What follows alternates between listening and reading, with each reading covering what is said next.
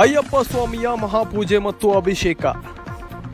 ಹೌದು, ಗದಗ ಜಿಲ್ಲೆಯ ಲಕ್ಷ್ಮೇಶ್ವರ ತಾಲೂಕಿನ ಆದರಹಳ್ಳಿ ಗ್ರಾಮದಲ್ಲಿ ಪ್ರತಿ ವರ್ಷದಂತೆ ಈ ವರ್ಷವೂ ಕೂಡ ಶ್ರೀ ಅಯ್ಯಪ್ಪ ಸ್ವಾಮಿಯ ಮಾಲಾಧಾರರು 41 ದಿನಗಳ ಕಾಲ ವ್ರತ ಮಾಡಿ ಕೊನೆಗೆ ಮಹಾಪೂಜೆ ಮತ್ತು ಅಭಿಷೇಕ ಮಾಡಿದರು ಮತ್ತು ಪ್ರಸಾದದ ವ್ಯವಸ್ಥೆ ಕೂಡ ಮಾಡಲಾಗಿತ್ತು.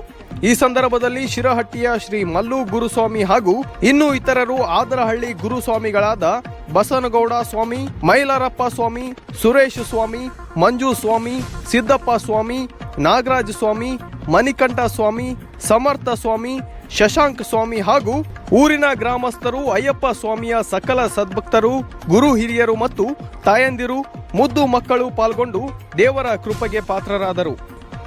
ವರದಿ ಇಮಾಮ್ ಸಾಬ್ ಸೋರುಟೂರ್, UK 27 ಕನ್ನಡ ನ್ಯೂಸ್, ಲಕ್ಷ್ಮೇಶ್ವರ.